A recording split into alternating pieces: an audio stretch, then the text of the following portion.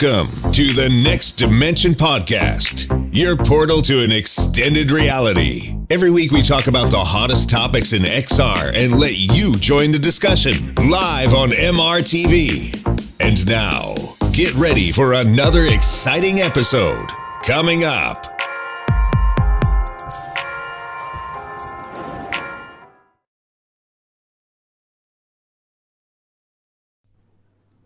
Hi and welcome back to Season 3, Episode 1 of the Next Dimension Podcast, your podcast that is all about VR and AR. And I'm so happy to be back for the premiere of Season 3 with an amazing lineup. Here with us, VR consultant and analyst giving us the hottest leaks. Who are you again? Hi. I'm Brad. Yes, Bradley, how are you doing? I'm doing great. Things are so chaotic right now. It fuels me with awesome. Yeah, good. Great. Okay, so good to have you back. And also here with us, Tetiana from Disco VR. Tetiana, so glad to have you back. How are you doing? It's great to be back too. I'm doing well. Brad said it. Things are chaotic and messy. We're just trying to navigate it and make sense of it. So exactly. It's good to have this podcast. Exactly. It's good to be back. Good to make sense of all the chaotic XR stuff that are happening. And yeah, I'm also really glad to be back. My name is Sebastian. I'm founder of MRTV and the host of the Next Dimension podcast. Super happy to be back. I think I mentioned that already. And well, yeah, so for all of you who don't know yet what this podcast is all about, this is about VR and AR. And well, this is live every Saturday at 9 p.m. Berlin, 8 p.m. London, noon in San Francisco, and 3 p.m. in New York City. And you can also listen to us everywhere where you can find podcasts, like on Spotify, Google, Alexa, and so on, iTunes. And we will be very glad if you would give us a 5-star review. 4 stars would not be okay. So only 5 stars if possible. And you can do so in the podcast app on your iPhone or iPad. Simply find us and give us a 5-star review. That's the best way to say thank you. Yes, that's right. All right. So today we are going to talk about lots of amazing topics. And well, the topics are, we're going to talk about the PlayStation VR 2. Again, we talked about it before, but we never knew what it's all about, but now we have hands-on. So it's a couple of weeks, or like last week probably, that people had hands-on time with it, and we're going to talk about it. Also, we're going to talk a bit about the state of play and the games they have told us there. So that is pretty interesting. Then we are going to talk about Bonelab. Oh yes, Bonelab is coming up. Oh, that's my tagline here. It's coming up. Said it too early. Said it too early, right. It's coming up next week, Thursday. And, well, we are very much looking forward to it. And obviously, we're going to talk about it and what we're looking forward to. Right. Then we are going to talk about the Pico 4. Of course, we're going to talk about the Pico 4, the new headset that has been just announced, at least for the European market and the Asian market. Very nice next generation headset with really nice specs and with a really amazing price of 429 euros. I am very much looking forward to that. And by the way, I'm just reading something here from the X. No, I'm not liking the Pico because my wife is from China, because actually my wife is from Taiwan, which really, really changes the situation here, right? So I beg to differ here. Yeah, but let's not go into politics because that is way too sad of a topic. Yeah, so, well, and we will talk about the Quest Pro and Oculus Connect. So that is absolutely a very exciting topic, and well, I'm looking forward to discuss with you, what you think the Quest Pro is going to be like. Is it a device that is probably still a bit for us gamers, or is it just for Yeah, for industry, for business, well, we will find out about that really, really soon. Oh, yes, what an exciting time now to be a VR enthusiast. And I know we all are. So, lots of exciting things to talk about. Before we go into the topics, I do want to ask you guys, how are you doing? And what has your last weeks been like? So, let's start with you, Bradley. So, how are you doing? And yeah, what exciting things have happened to you? Um, it's been a crazy week. It was a week of a lot of not well. I said a couple all-nighters because it's just been so busy, and I've been talking to people, trying to figure out a lot of different things about Pico. Since obviously I have not gotten the hands on. I am an American, which is there's It's a good there's no thing games. normally. I didn't go to Gamescom. I didn't get Right. the awesome privilege to try Yeah. it out. So I've been asking a lot of technical questions to people that I know have access to one abroad. So it keeps me up at night, and it's just been really exciting hearing all the different topics, and just really reading the internet too, like seeing everyone's different opinions about Pico coming in it's really kind of interesting, especially when you focus so much on other hardware coming out, and you see the comparisons people are making, and the I guess the final conclusions they're making in their head before people have gotten full reviews of products or even announced officially products and stuff. So yeah, it's just been a very chaotic time for the brain, and I've been embracing it. Insane in the membrane. Yeah, that. Right? Yeah, right? That song now. Let's cue it in. Oh, man. Yeah, okay. Yeah, good. Good to know. Yeah, it's a crazy time. It's a crazy, exciting time. Finally, it had been so boring before. I mean, the only thing to look at were basically your exciting leaks, but other than that, there was nothing actually happening. So I'm really glad that now it is happening. Lots of goodness is actually happening. Yeah, thanks. Thanks, Bradley, for being here. So, Tetiana, how about you? I'm so glad that we're back together in a show. We haven't seen each other for quite a while, right? Our break has been quite long. So, yes, how are you doing?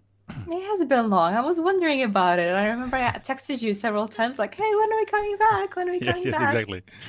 But I feel like I'm in the same boat with Brad, just because I'm not an American, but I'm in America, and so I have Right. all the privileges and limitations of that. Pretty much because things have been so quiet, I've been picking up other projects, keeping myself busy with other VR stuff, and of course with my job at SideQuest. Some exciting things have been going on that end that we'll, Oh, we'll be yeah. hearing about soon. On this Um, podcast, hopefully as well. Hopefully, but also in other places, I think. Sure. But Everywhere. overall, I think because things have been quiet with the hardware and the news, I've gotten comfortable working on my own thing. And now that things keep pouring out, and me not being a part of them, because I also didn't get to go to Gamescom, and I also can't get my hands on experience with PlayStation VR2 and Pico 4, I feel left out, and it's hard to get into that mode of reporting. So I'm actually working on the recap of everything, because it Wow. so much has Cool. happened in such a short time. Yes. Even Yes. like me being in this industry, it's hard to keep up. So I imagine it's hard for just regular users to keep up. So instead of making tons of little videos, I'm kind of making just one recap of what happened, like just major things.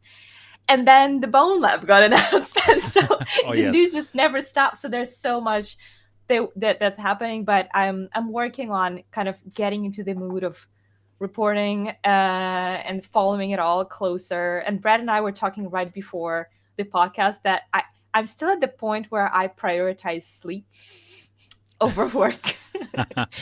I like I that don't know. prioritization. Yeah.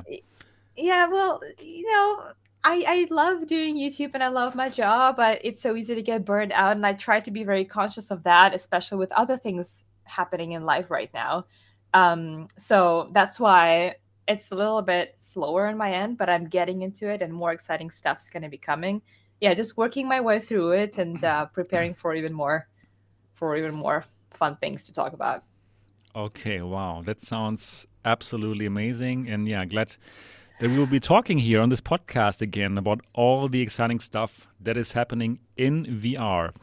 Yeah, so for me, I had a really great break. Did some summer vacation things. Was in France with the caravan and did all kinds of cool things and really enjoyed the summer. Where, anyways, it was too hot here in Europe to play VR. But now I'm happy to say that I'm back and I'm like putting those videos out like there's no tomorrow, which I really enjoy. Really enjoy to be back at the YouTube game. And of course, last week especially was exciting because, well, we finally got to see the Pico 4 announcement, right? And I did have hands-on with the device at Gamescom, and I did see that really cool presentation that they put out there to talk about the Pico 4. And yeah, I was glad that we could finally talk about that price because, well, it had been leaked to me like 4 months ago. It was like so tough not to talk about that amazing price. But then, yep, I'm really glad that now all is out and we can talk about it. And finally, it's time, yeah, for competition in the VR market, for competition and for more exciting games and hardware and all kinds of crazy things that are going to happen. And I'm glad to be able to talk about it here on the podcast with you guys. Yeah, right. So that is basically it here for me, and I can't wait now to get into all of our topics. So let's do that. All right. Let me change this here now. Nope, not like this, like this. Okay, cool. So let's talk about our first topic, PSVR2. Yes, we all are looking forward to it. And we kind of made it feel like the PSVR2 might be the last hope for virtual reality to really get into the mainstream. That is the feeling that I had. Like everyone is super excited about it. But yeah, nobody had any kind of hands-on. We thought like, okay, cool. It's a Tokyo Game Show. People are going to try Resident Evil 8. And I was actually thinking about going to Tokyo because I thought like, okay, that would be a great start into the after summer break season, right? Like, wow, hands-on. And then I tried to find out how to do it, and I found out it doesn't really work. It's too complicated for a foreigner to go to Japan right now. And then to get that hands-on, very complicated. Yeah. But then suddenly, so many people got hands-on. It was like such a big surprise for me to see all these videos. So how was it for you? Was it a total surprise for you too to see all these videos from all these outlets, IGN, Verge, and all the others? Bradley? I think they timed it perfectly is one thing I really want to point out first, because it was right after that the PlayStation State of Play. Which was so bad. So depressed from it. Exactly. And then like the next day they throw this out and like people are like, oh my God, there's a point to this. It's happening. Yeah, right. Exactly. It was super cool to see a lot of interesting opinions about it and firsthand impressions. I liked to hear people comment on OLED again after been pretty much so long. People were remembering why rich contrast is so immersive in VR, and especially in the games she showed off, because they were all really dark games, especially, you might have noticed. That's always fun when demos are tailored to that. But it was also really good to hear that the Horizon game, not Horizon Worlds, the Horizon game, right, is like apparently 7 to 8 hours, which is a lot more impressive than I think people were thinking, because when they first showed off footage of that game, I don't know. It's exciting to see. I think the more interesting thing was after the impressions, they were showing off that new trailer, and they were showing off like the feature of using eye tracking to select like a weapon wheel and stuff. Oh yeah, that trailer was really nice, actually, I think. Yeah, that's been like something. I mean, people have been saying that was going to happen for so many years, something like that, and like it's really fun to see people introduced to that idea for the first time and get their opinions on it, because people are like, "Am I gonna like that? Is that going to be good or anything?" So Oh, I don't know. I get more joy out of reading internet reactions than out of my own reaction itself. So yeah. Oh, I think it's gonna be fantastic. The first time I saw it, it just looked so futuristic that you just look at it and you select the weapon just by looking at the right selection. It's just something from a movie, like a sci-fi. Magic. When Technology you're is on the magic. spaceship and you're controlling this futuristic spaceship just by like looking or even doing gestures. This part This right part, here. right? It's Yes. just it's amazing. That thing alone, I think, is enough to get people excited about it. And the foveated rendering that you're showing here too. I remember some of the people who tried it hands-on said that they couldn't really notice it. They couldn't just because feel of it. how well It's just because of perfect, how well basically. this eye tracking is working, because it all depends on the accuracy of this eye tracking, which is freaky. Yeah. How accurate it can be that you don't notice the blurry parts where you're not looking. I'm so stoked about this. Really, yeah, me too. And it seems like everyone that checked it out really liked it. There was not one person who had hands-on that said like, "Oh, I'm disappointed," or "Oh no, I had hope for more." Everyone was just like, "Yes, this feels like next generation." And yeah, I totally agree with you, Tetiana. What you thought about that foveated rendering? That it simply works perfectly.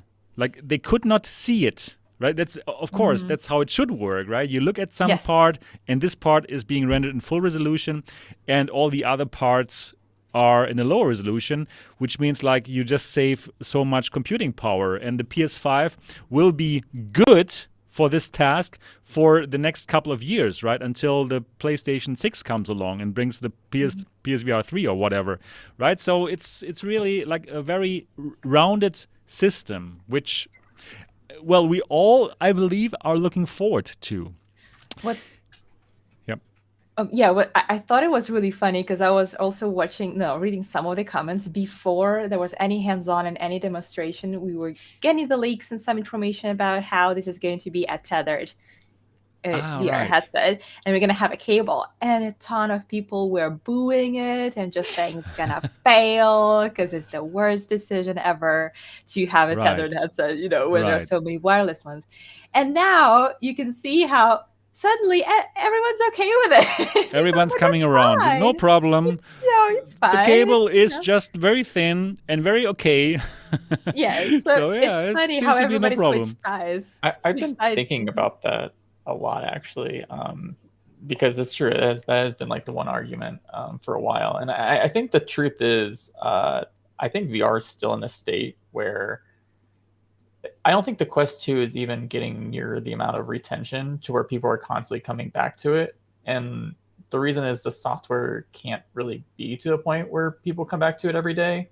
But with the PSVR 2, they're targeting that like high fidelity, like everything market where people are going to be buying games like maybe once every few months. And Sony realizes that. That's how much AAA games are probably going to come out for the thing. So the wire in that situation is not a problem because people are just going to put it in their shelf and whatever. Because I constantly think about like Quest 2 users and the user base.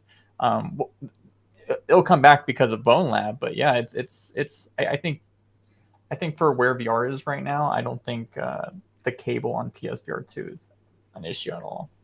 And it does make sense, because if they would not have gone for the cable, of course, they would have to put a battery, which makes the device heavier and more expensive, right? It's all about expenses. They need to come down with the price to compete against Quest 2 and Pico 4 now.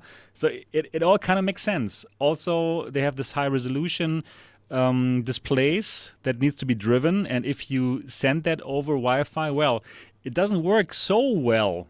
I mean, it's okay. It's pretty good now, but still, if you have to send it over your normal Wi-Fi connection, it is not as perfect as you would hope for. And they want to go for that super nice picture quality, right, with that beautiful OLED colors and stuff.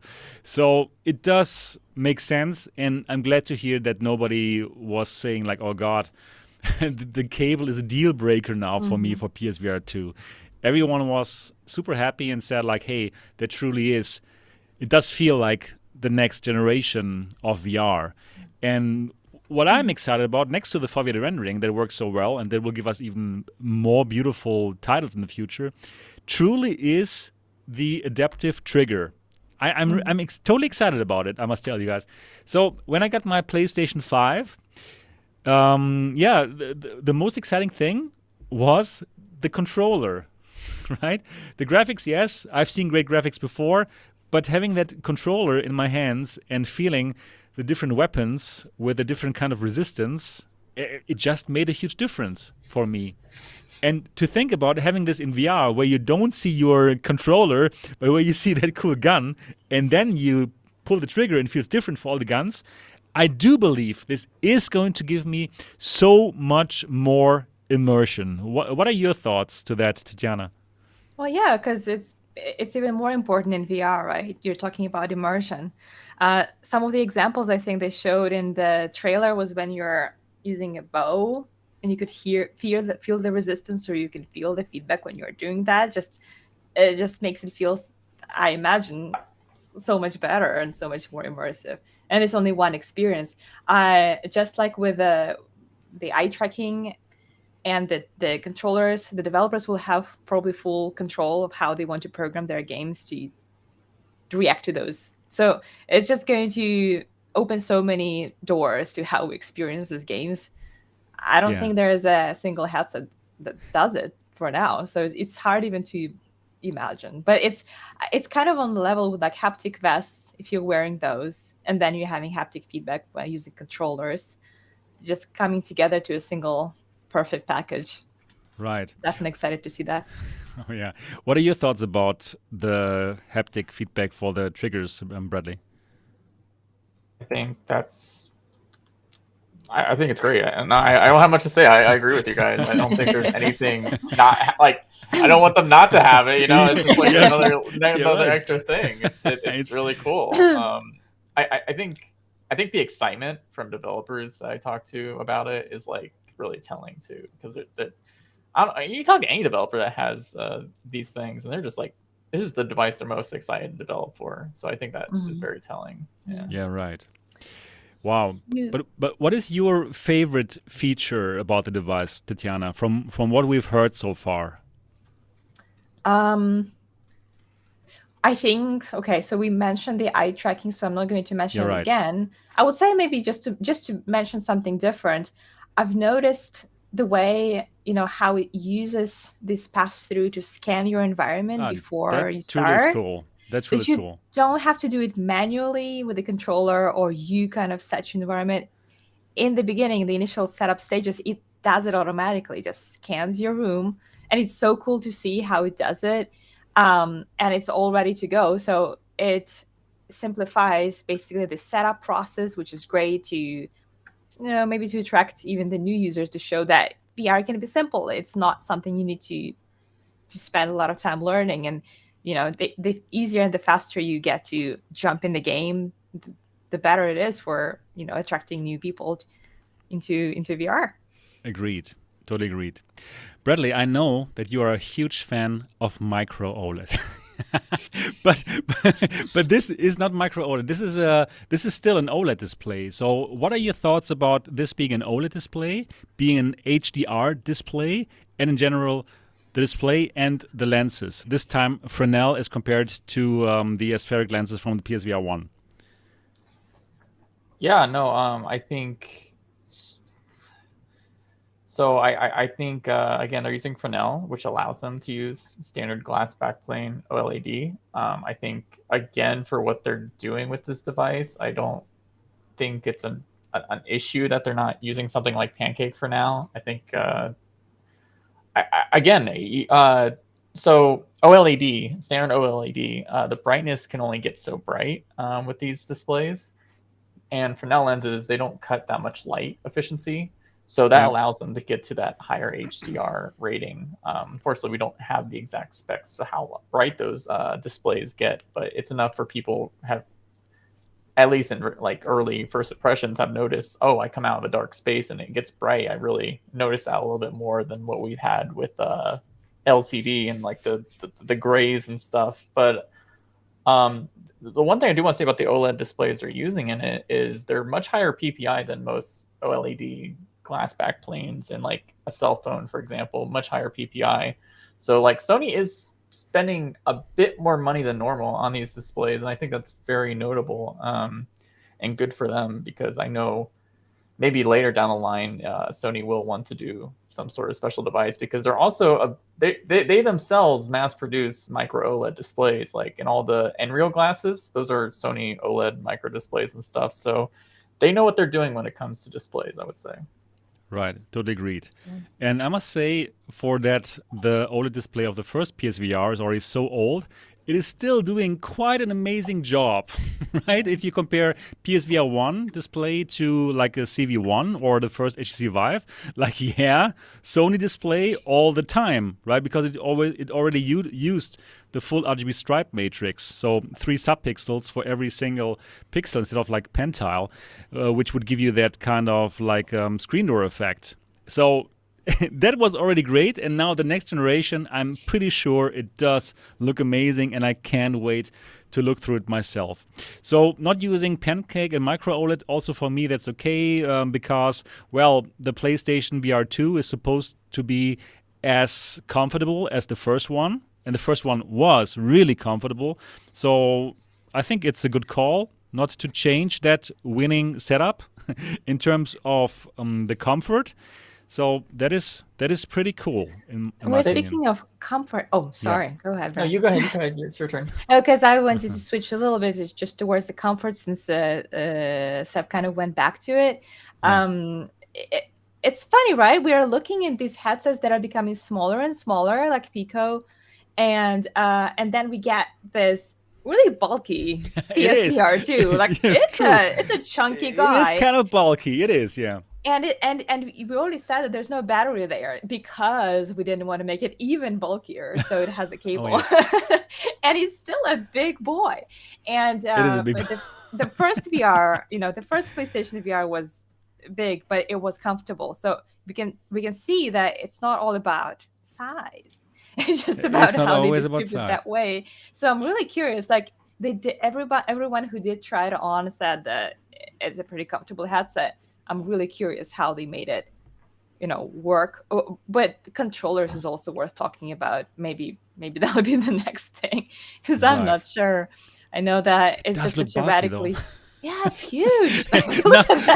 Looking at it again after having looked at the Pico 4 and the Quest Pro for quite a while.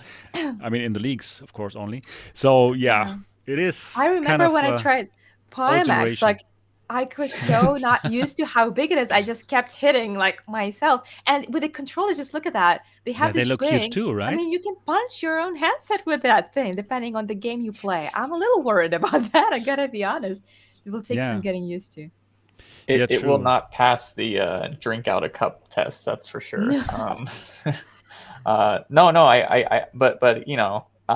that's the bulkiness is the reason why they're able to use those displays. And also, I mean, they're clearly trying to make this thing as cheap as possible, because, you have to buy the console, you have to buy the headset. So there are definitely things where they had to sacrifice. I do think Pancake is going to become more mainstream for sure.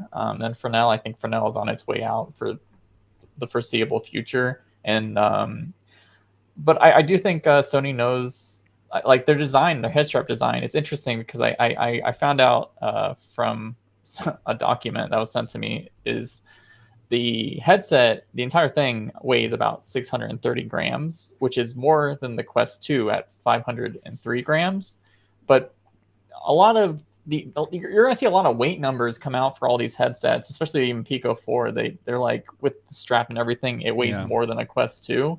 But for VR headsets, you can't look at that weight number because it's all about the center of gravity. It's about the balancing and the counterweighting. So, like, don't look at weight numbers in spec sheets and just assume, this weighs more, it must be terrible, because it's not the case at all. Totally agreed. Like, the index is heavy, but it feels good on my head, at least, right? So, totally agreed to that. Yeah, what are your thoughts about the haptic feedback in the device on the head? We heard quite some experiences with it. So what are your thoughts? Do you think it's going to be like more making it more immersive, or do you believe it's more of a gimmick? Bradley, what are your thoughts? I think the way, so I had the BeHaptics face thing, and I thought that was really cool, but it was like super uncomfortable, like to Really? wear. Yeah, Okay. like I Okay. felt like I could feel the motors pressing against my face wearing it. But like for the little bit of time I tested it, I was like, this is a cool feature. I would love to be integrated somehow more comfortably one day. Because the best example was in Half-Life Alyx when a head crab jumped on my face and started humping my Oh, face. yeah. I felt the humping in high fidelity, and that was Yeah, you sick. want to feel the humping in general. Yeah, you want to feel that humping on your face, but no, I think it's a great feature. Again, it's just another little thing. They only add one Yeah. little motor in there just to add to it the experience, and I think it's going to be a really good call for a lot of different game experiences. What are I your thoughts, agree. Tetiana? I agree. It's all about how well it's integrated, whether it's seamless or not.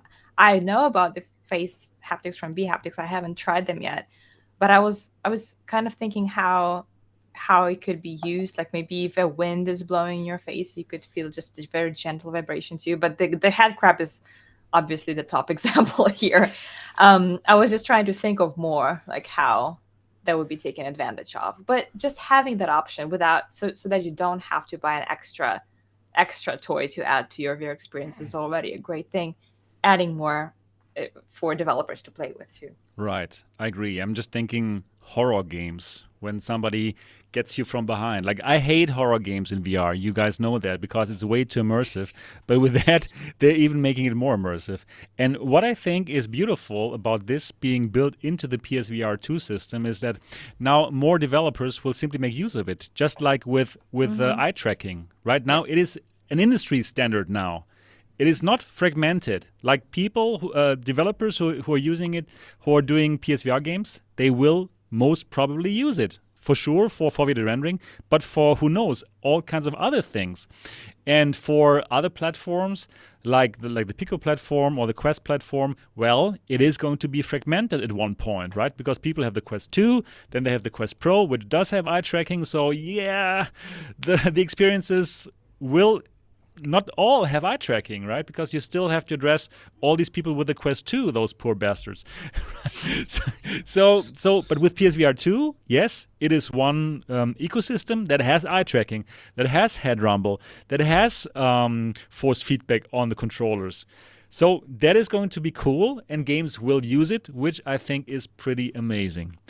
But on the other hand, there's also something bad about this because, well, it is not going to be compatible with PSVR1 games, right? That came out like one day later in that podcast, in that PlayStation podcast that I never knew existed in the first place. but now we know it's there. And well, the question was asked, can PlayStation VR2 play PSVR1 games? And the Sony person said, no, it cannot, because PSVR 2 is the future. Yeah, so there was kind of like a lame answer to that. But what were your thoughts about it, Tetiana, when you heard, PSVR 2 cannot play PSVR 1 games and starts from zero, basically, for the game library? Yeah, I think it's completely justified. I was not surprised, and I wasn't even upset by that. If anything, I would have some questions if it was backwards compatible, just because. How old is PlayStation VR 1? Was it 6 or 8 years? 2016 like that? It started. Just knowing that all the experience that I built for PSVR 2 are built for it and not just adapted makes you feel like, yes, we are playing something that's brand new, that's fresh, that takes advantage of the newest tech that we have now. Having something adapted, it would still not feel like, no, it wouldn't take advantage of everything that now we're offered with this device. And yeah, sorry, I gave it a thought, and I just think that you have to think about it like this is a new headset that's being released. It's not just a new generation of PlayStation VR. It's pretty much a brand new headset. You can't get those games. Well, it's kind of the price you have to pay, but it's just way too much that's being added there. I accepted it. I know that. Okay, you just accepted it. Yeah. Okay. What are your thoughts, Bradley? So I recently voiced some thoughts about this. And I realized I took a step back and I'm like, why do I think this way? And I think it's because I'm such like I'm not really a console gamer at all. So like the concept of not being able to carry purchases over to a upgraded system, even though the architecture is almost exactly the same as the last architecture. I'm not talking about the VR stuff. I'm talking about the actual console itself. I was like, I really appreciate.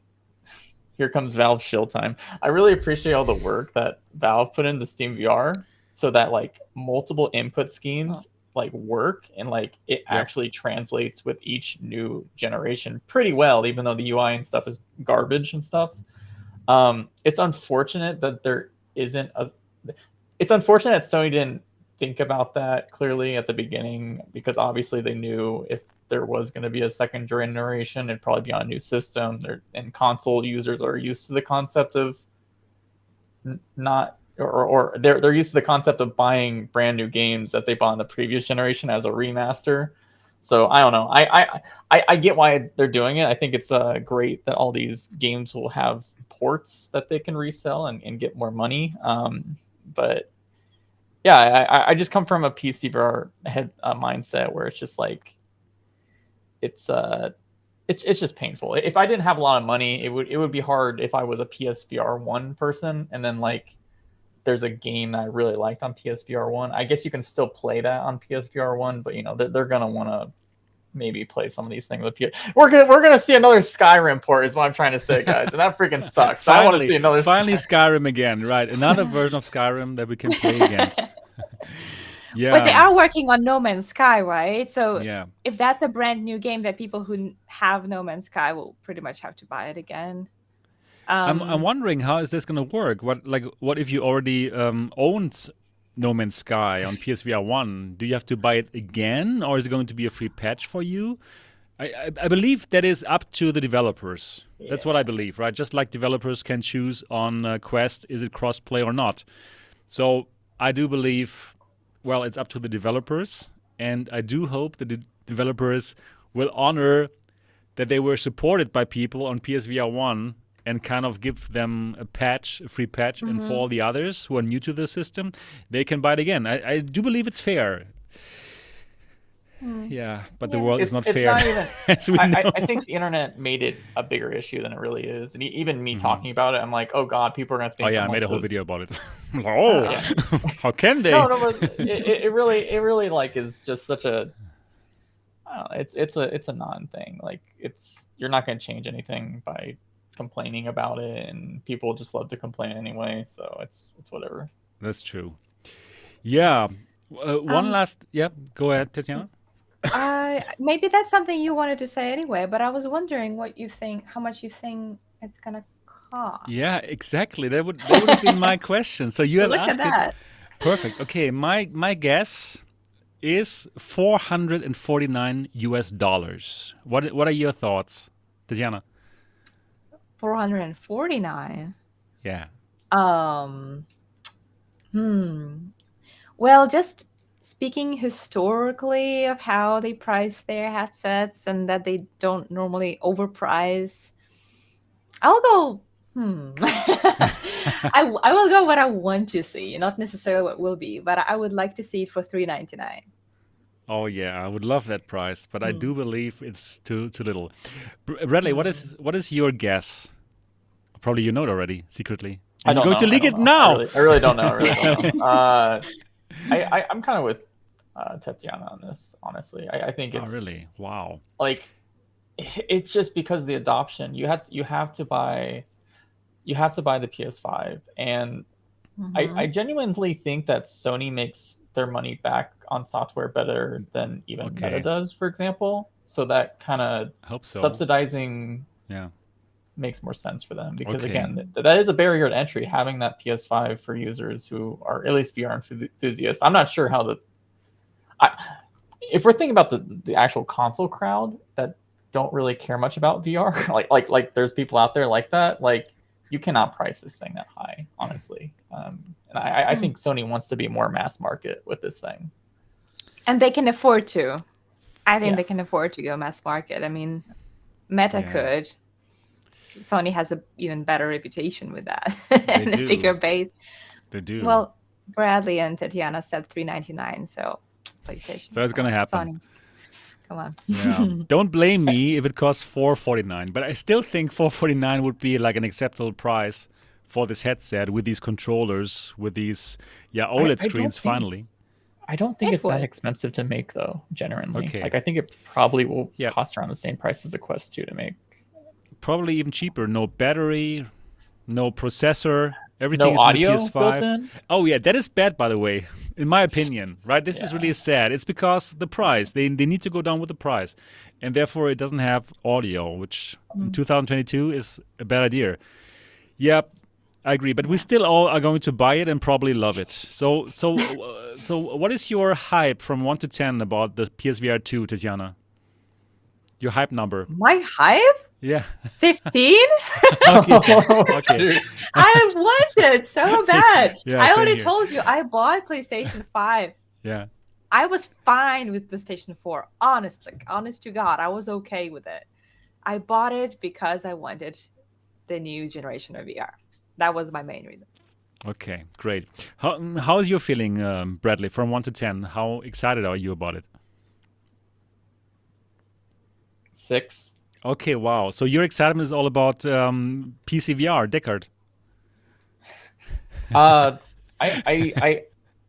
think that the console itself, it's again, the most thing I'm excited for is probably the triggers and the OLED making a comeback. But I think the thing that sells the system is that everyone cares about it is going to be the software. Like, if somehow Meta waved the magic wand and brought AAA titles to Quest 2, people won't be talking about PSVR 2 as much as Quest 2 again, right? Because I really think that's what people are excited for, is the promise of AAA content, which Sony will eventually provide for sure. But for now, the two titles that I'm excited for was a Firewall and the Horizon game. That's 2 titles, and It looked so good, the Horizon They game. do Oh look my good. God. The colors. Like, oh yes, I like colorful games, but this is like over the top. And then with that OLED screen display, wow.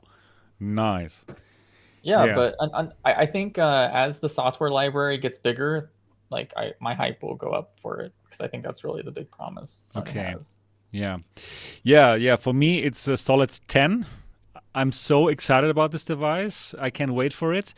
The only problem that I still see is that software side, because the state of play was like, wow, it was so disappointing. I was hoping for Half-Life Alyx announcement, or who knows, any kind of AAA feeling game. And then we get those games that are great. Yeah, Demio, I love it. But, well, we can play Demio on a Quest 2 like in a fantastic way. Everywhere we go, we can bring it anywhere, right? And that Star Wars game, yeah, it is also great already on the Quest 2, honestly speaking, right? I don't need the PlayStation VR 2 to play these Quest games. That was my feeling about State of Play. Same for you? Yeah, I was more excited about some other titles. Like, I was really eyeing that Harry Potter game. Wish it was in VR. Damn it. But it's not. But no, I definitely feel you. I feel like they were just holding back. And Hopefully. Wow. it's- Exactly. they're just holding back. I hope I hope VR chat gets on the platform, to be honest, and then people with the haptics on their head can head pat you, and you'll feel head pats. I think that would be a game changer. Yeah. Anyway, It's the That would simple be- things that get people excited. That would be really good. That would be so good. it'd be Yeah, impressive. let's see. Hopefully, they will give us those cool AAA games closer to launch, and I believe it's going to be a huge success, and it will make a really important dent into our industry. I believe PSVR 2. Yeah. Looking forward to that. Cool.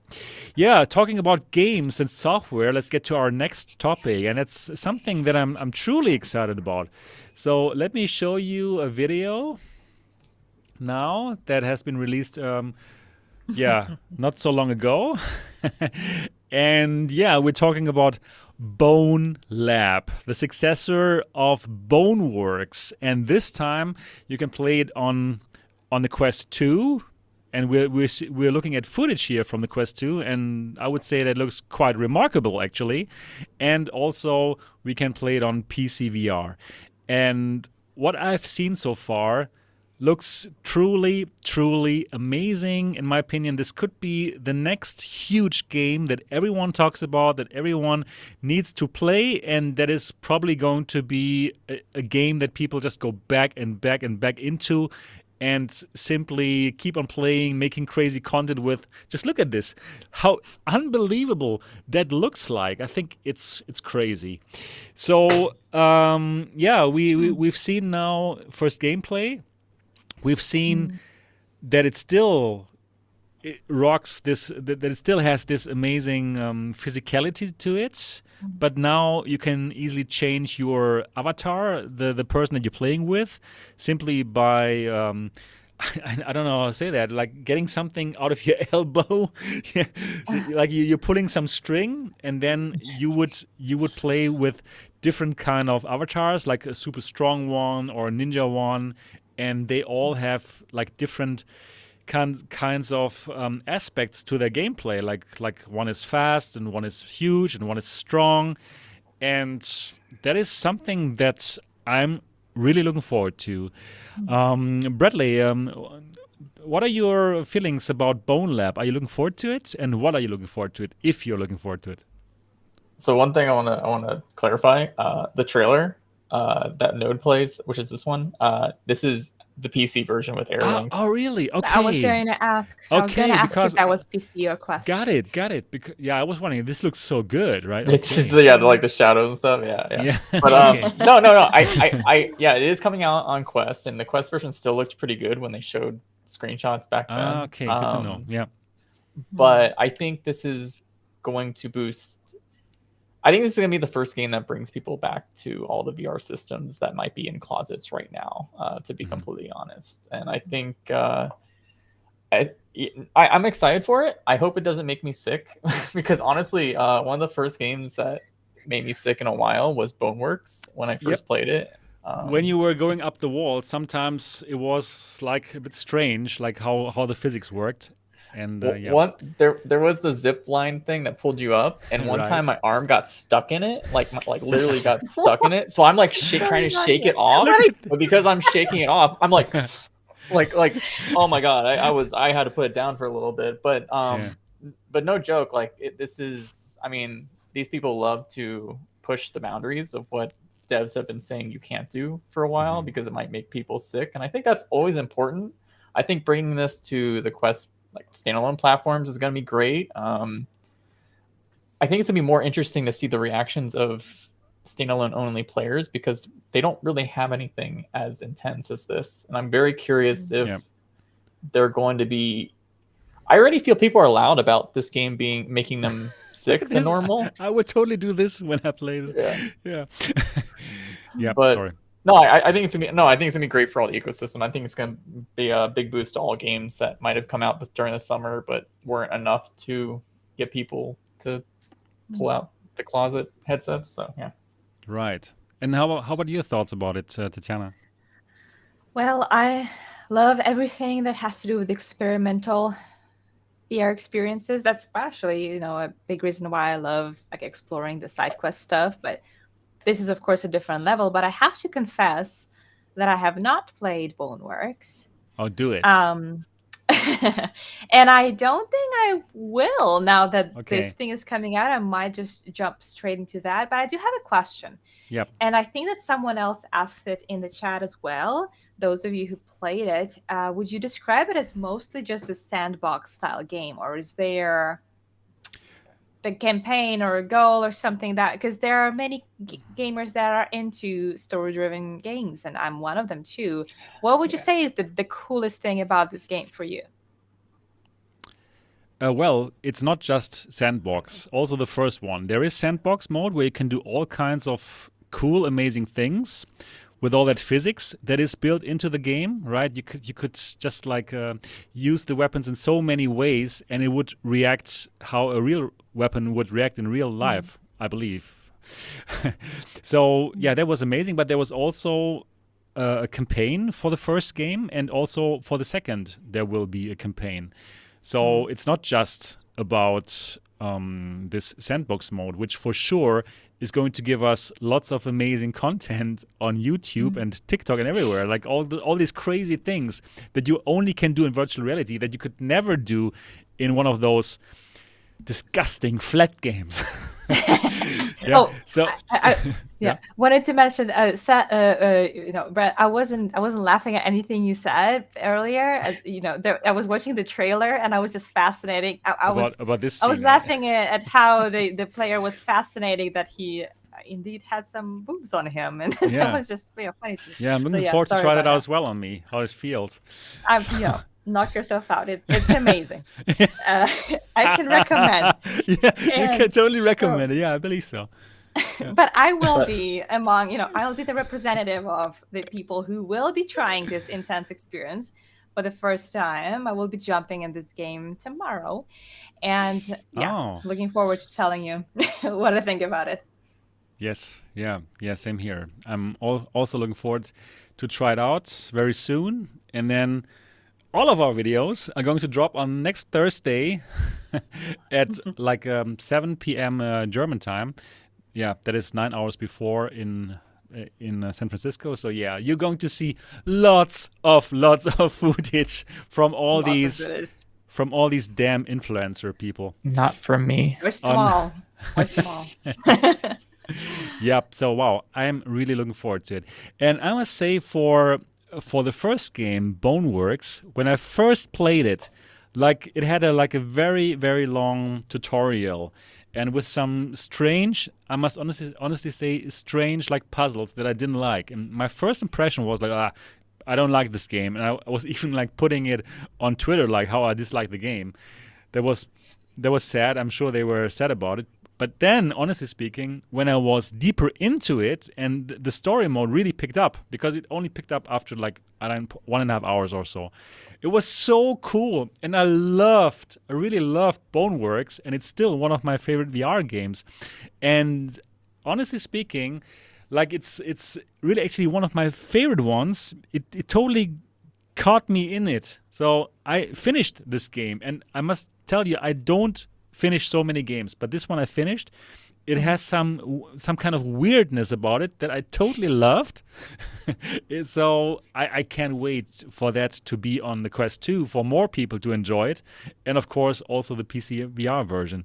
So yeah, I am really hyped for a game, and normally I am hyped for hardware, but this time I am really hyped for a game, and I can't wait to play it as soon as possible. Okay.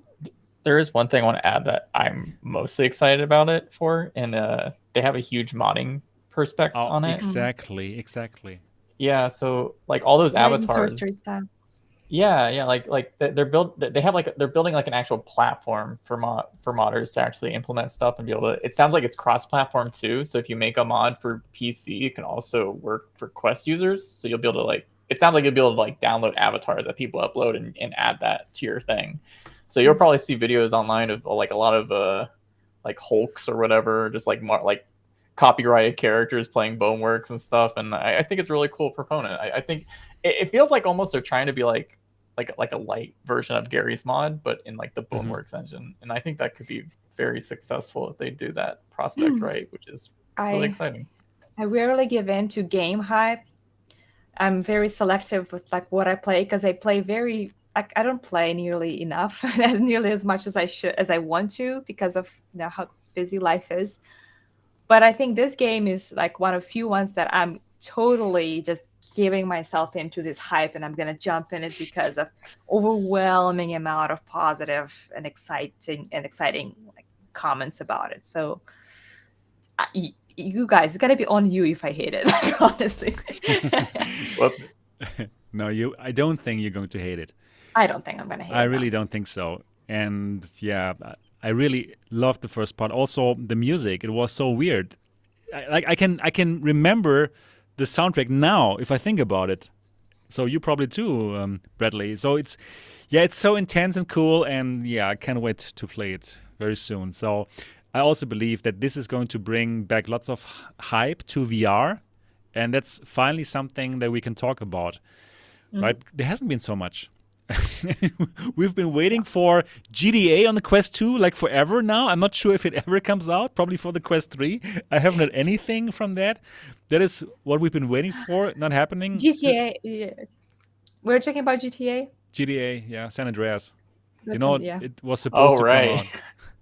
Not 6, totally GTA forgot about it. San Andreas, right? It was supposed to come out for the Quest. And I know people who are really excited about it, but yeah, we have never heard about it again. Yeah, who knows? Who knows?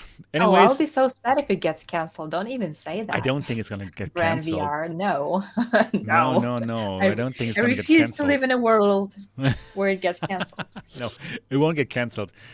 But I really need to see more of it. I really don't want to be at watch an Oculus Connect 11th October where the next hot content is the next Beat Saber DLC. That would be so sad, right? So we need something more, and I'm looking forward to Bonelab, and yeah, Bonelab is going to put lots of excitement back to VR, and that is great. Yes. All right. How about we now go to the next huge topic, and it is a huge topic that might actually change the whole industry, and that is. Wait. That is too loud. That is the Pico.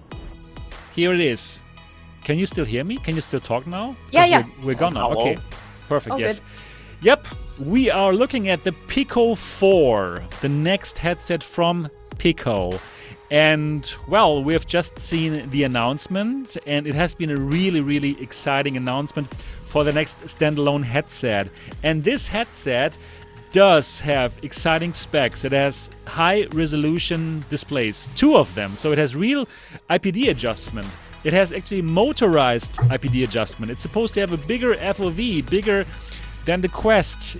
The resolution of these displays is 2160 by 2160. They have their own Pico world, their own metaverse, something like Horizon that's supposed to be coming up next year. It is a super small form factor. Look at this, right? Super small form factor. It has pancake lenses.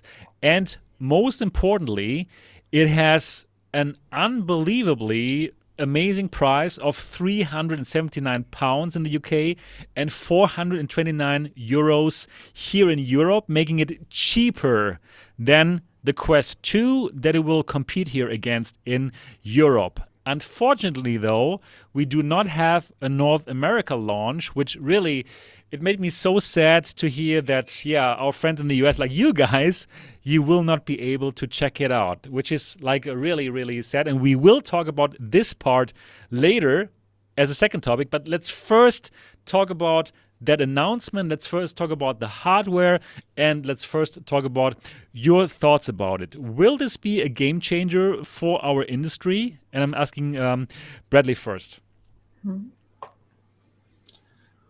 I think it will do great in Europe, honestly. I think it's going to do very, very well. I was talking to people who have been asking me for months, should I buy a headset? Should I wait for a headset? And then when Pico 4 came out, all of a sudden my inbox got flooded again with what my thoughts on it and whether they should get it. And I think for the price, the device seems to be very good, especially if you're in like places where you can't buy the Quest 2, like Germany, for example. Yes. They're coming out strong. I really think they're coming out really strong, even though I'm a little turned off by like what the software is going with. Like they're ripping off like Horizon Worlds, which I don't know why you would want to rip that off of all things, but like the hardware itself, they worked really hard to get it down to that price and everything, and I think it's pretty amazing that they got to that. I don't think it's a competitor to Quest Pro though, but we can talk about that later. I think it's going to be fine. It's unfortunate it's not launching in North America, but I know they're growing the teams there really fast here in North America, the Pico team. So eventually they will, I think, as long as the we'll see how the politics go with that. But it's on the roadmap. Okay. So what are your thoughts, Tetiana? Do you believe the Pico 4 can make a big impression? And do you think it could change the industry where right now Meta is dominating? I think it's already made a big impression. Like all I could hear is Pico, Pico, Pico. Everybody just couldn't stop talking about it on Twitter, especially those who managed to try it on and they had to keep their mouths shut after they tried it, putting all their content after the announcement. So everybody just went, whoa, okay, everyone is so excited about it. Yeah. And they were not paid to say those things. They are truly excited. Speaking of like changing the industry while Meta is dominating, well, Meta is dominating in certain areas. So I think it was a very strategic move for them to release in the locations where they did release 13 European countries, 13. Yeah. And a few countries in Asia and like later, Singapore. So all the countries where Meta is either not dominant or it's just not sold there or it's banned there. I think it's a very smart move to start there and dominate there before actually taking steps and trying to take on a big player like Quest 2. So before and when they are ready to actually enter the North American market, they probably would have expanded their content library because they would have the money pouring in from the users who don't really have much of a different choice. Maybe they can't buy Meta or just not doing as well there as in North America. So they're building that base, both like with their supporters, their users, and their just financial situation, I guess, to expand and to be a formidable opponent to Quest 2. They know what they're doing. I wish that I wasn't on the losing side. I wish I wasn't on the side that doesn't get Pico. Yeah, but normally you're on the winning side to be in the States. Normally you get all the stuff first, right? Oh. Normally. So... Yeah. But there's at least once here in Europe we got something nice. Okay. The only real thing that you guys didn't get was this Horizon World, and I still don't have it. That big? But isn't that big of a loss? Yeah, really? It's not. Yeah, really. I'm not crying about not having Horizon, honestly speaking. So that makes. But that could be another reason. Yeah, but it could be another reason why they're doing their own alternative world, because there's just nothing there. There's an empty spot waiting to be filled, and they're right there filling it. Maybe they just thought, why not? We'll see how it works. If not, we're gonna scrap it, but we'll give it a try. I don't know. I would tell you more if I actually went to Gamescom and had a hands-on, but just based on what everyone's saying, similarly to like PlayStation VR 2, I haven't seen any dramatic negative feedback yet. But then again, we don't have enough information about even like the enterprise model. Right.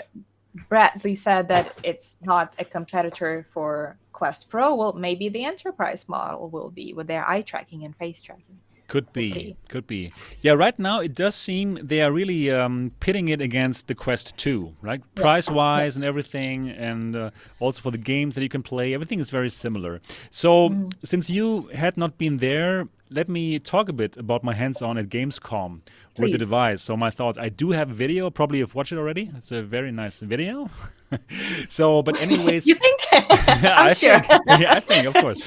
So, let me talk a bit about it. I didn't have so much time with it. I had a 30-minute slot, and I picked it up, and the first thing that I saw is like, what? The lenses are huge, like humongous. It really shocked me, honestly speaking. And I first thought like, hey, probably it is because the device is so much smaller and the iBox probably is smaller. But no, actually the iBox is kind of similar, like in size-wise, as compared to the Pico Neo 3 Link or the Quest 4, perhaps. So actually, this whole part here, this whole face mask thing, you could detach it, and it's like magnetically connected to the body, and then what you have left, the actual device, is like super slim, like very comparable to what we see with the Quest Pro. So all this face mask here is the bulky part, which actually you can put away. So no, it is not some optical illusion that the lenses are so huge. They are big. They are truly big. So that was the first thing that I saw, which was kind of amazing. And they are pancake lenses, so you don't have God rays at all, so which is nice. And you do have a huge sweet spot and a very nice edge-to-edge clarity. So I just put it on my face, and there was nothing like, oh, I have to look for the sweet spot or so. I was in the sweet spot, and it was nice. And then I saw, that's really cool. That was really cool. And then, next thing I saw was that color pass-through. And wow, that was like really good. Like my first reaction was like, oh no, it looks just as good as the Vario XR3 color pass-through. That was my very first reaction. Then after a moment, I saw like, okay, but there's no real 3D effect, right? Because only one camera. It has only like one RGB camera, in the middle, right? So that was much better in the Vario XR3, which costs like thousands of euros, right? Because it has two cameras. But in terms of the resolution, in terms of the colors, yes, that was just as good. It was so cool to have this kind of color pass-through after having looked at the black and white color pass-through from the Quest for 2 years now. So that was just like, wow, so cool, so nice. You could still see a little bit of the wavy thing that you get to see in Quest as well, right? Like you could wavy, still see a little. What do you mean? Like the distortion. Distortions, yeah.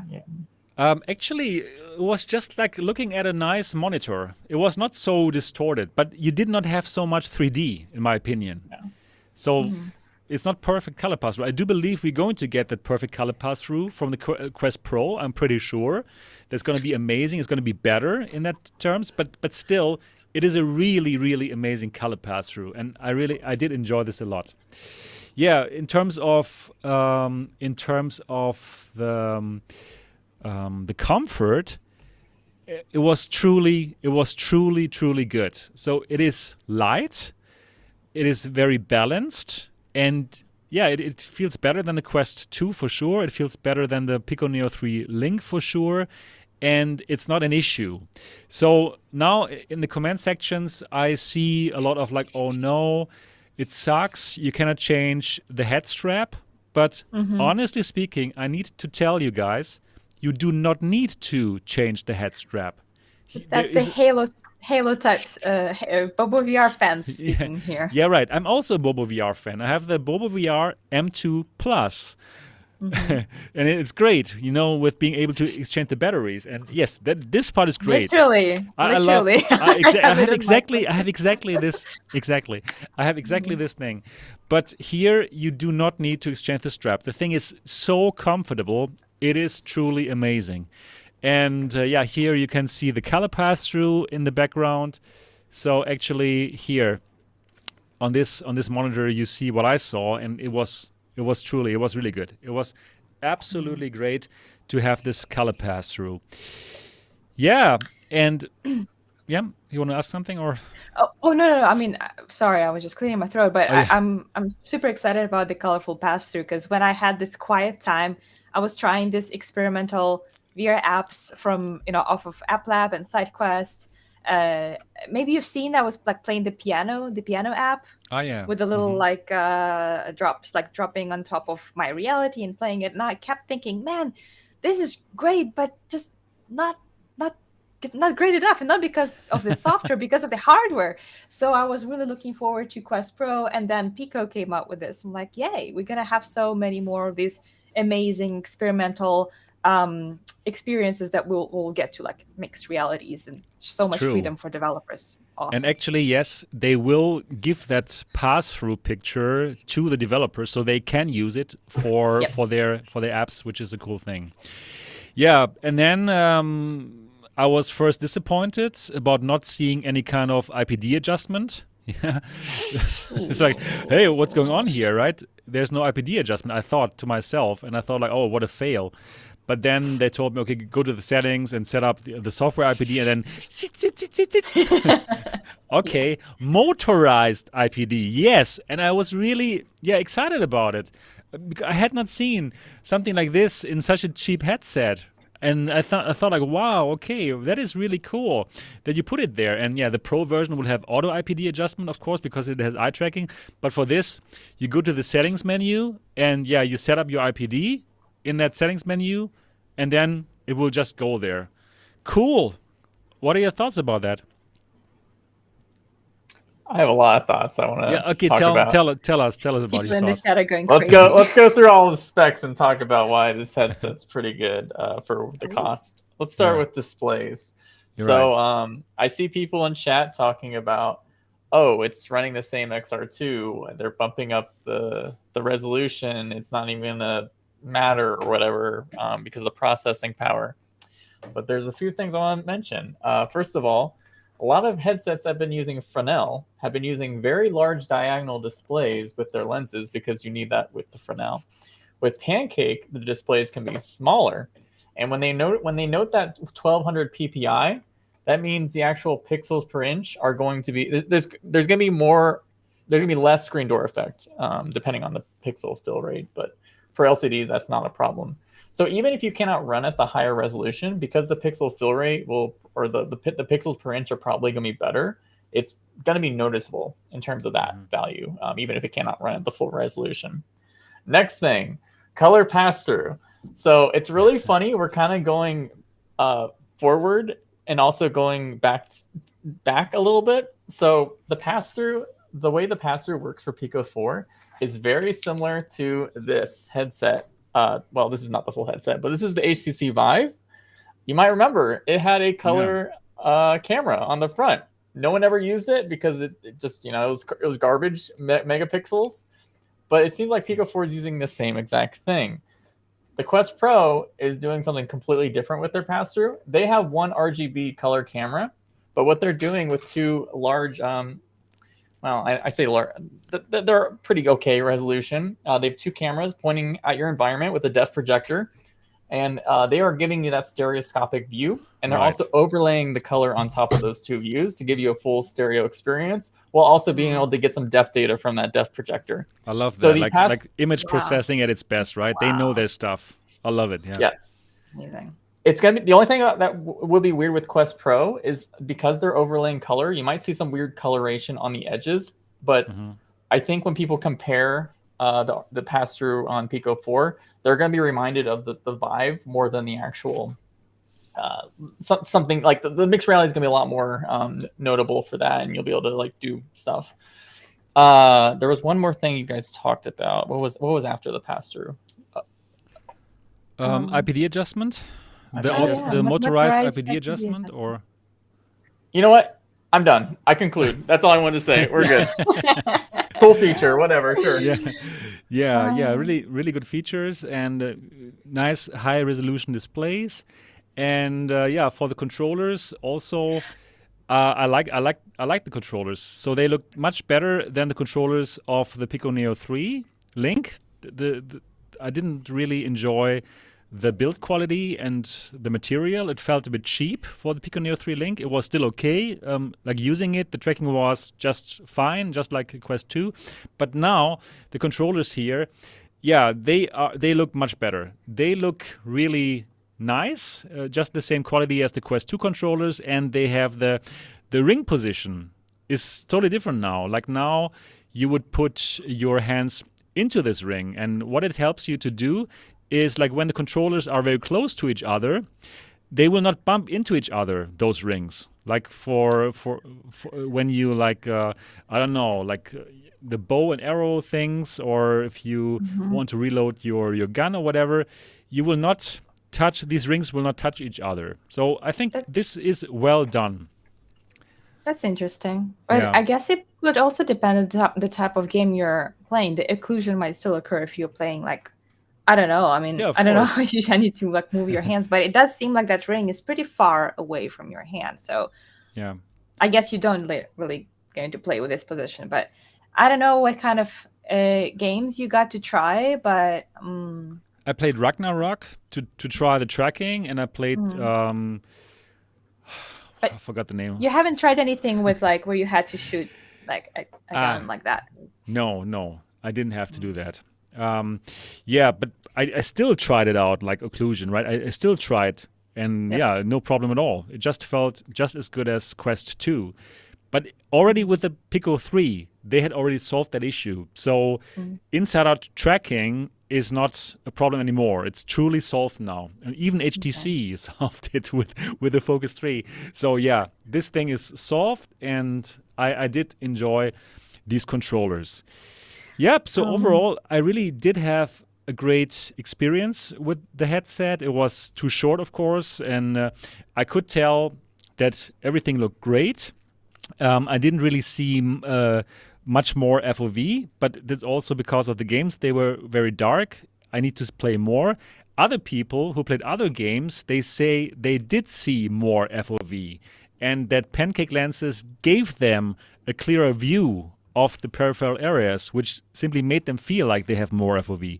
So we do have to, have more time with the device to truly find out how much FOV do we get. But overall, in my opinion, this is a very solid upgrade to the Quest 2 in terms of hardware, in terms of the comfort, in terms of the panels, in terms of, a lot of things. So it simply feels like next-gen hardware, also with this color pass-through, for a price that is cheaper than the Quest 2. So yes, Pico has dropped the mic, at least in the areas where they're going to sell it. And I can tell you, here in Germany, it is going to destroy Meta because they're not here, right? First of all, we can obviously buy it because Europe is like one market, so I just buy it from Amazon France, but not everyone wants to go to this French-speaking website, right? So it is still a hurdle to get the Quest 2 in Germany, for example. And they are going to sell it on Amazon Germany and in our retail stores, right? Like we also have our German Target and so on. So the hurdle to just get it for a cheap price is non-existent. So this Germany is going to become Pico country, I can tell you. And the thing is, we don't hear from Meta here. So now they don't have anymore the forced Facebook login, which I think is amazing. I'm really happy about it, that they watched enough MRTV to come to the conclusion we should drop this. But no signs of them coming back to the German market. So I'm pretty sure Germany is going to be dominated by Pico because they're throwing everything at this right now. Yeah, so very, very interesting times. It was such a losing. Oh, go ahead. You go ahead. No, you go. You go. So I do want to say, just because people are bringing up in chat, there is definitely a lot of things that'll differentiate Quest Pro from this product. Even though on paper, of all the leaks and everything, they seem very similar on paper, but I think the experience is still going to be very different, even when you compare the Pro version of the Pico 4. Like, they're doing things pretty different. One thing I heard a lot of people mention, and this is not discouraging people from buying a Pico 4. I still think it's going to be a great product for the price, hardware-wise.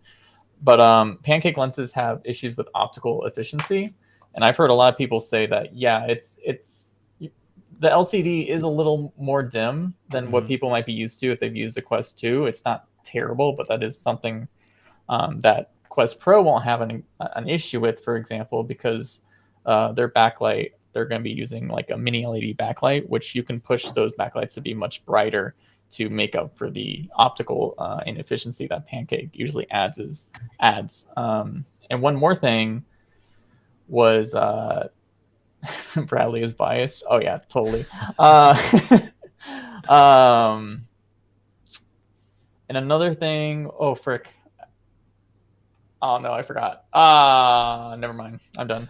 Well, I have a question for Bradley then. Maybe I don't know if that's it, because I mentioned a little bit that I've heard there's not eye tracking in the basic model, but there is an enterprise. Maybe that's something you want to talk about. That's what I want. Thank you so much. Yeah, another big difference is between these the Quest Pro and the Pico 4 Pro is they're only using one camera for face tracking, whereas the Quest Pro is going to be using 3 just for face tracking. So, and that's actually a lot of camera bandwidth that Meta had to think about to figure out how to pass through all that camera to the XR2 chip, and they have like a special they have basically a special chip that handles all that and like combines it to one. So there's a lot of more cost being put into the different features, even though they sound the same. They're probably going to have, like, for example, the pass-through is probably going to be a lot more notable on Quest Pro than Pico 4, and same with the face and eye tracking is probably going to be way more expressions than the Pico 4 Pro, which again, I still think if you're not in the extreme market, you shouldn't even be thinking about Quest Pro to begin with. But yeah, different stuff going on technology wise. Right. Yeah, so Quest 2 against Pico 4 in lots of markets, like 13 countries or so here in Europe.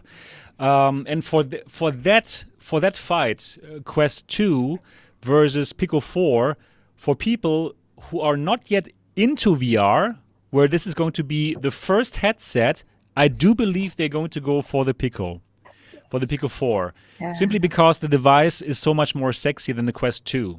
I do like the Quest 2, right? But really, it is like a 2-year-old headset compared to a brand new headset with all the shiny stuff and with these lenses. Yeah, let me show them to you again. So I do believe for first timers, this is going to be a good choice. Also, because the store actually is not so bad. It's pretty good. Like most of the games are there. There's new games like nearly every day now.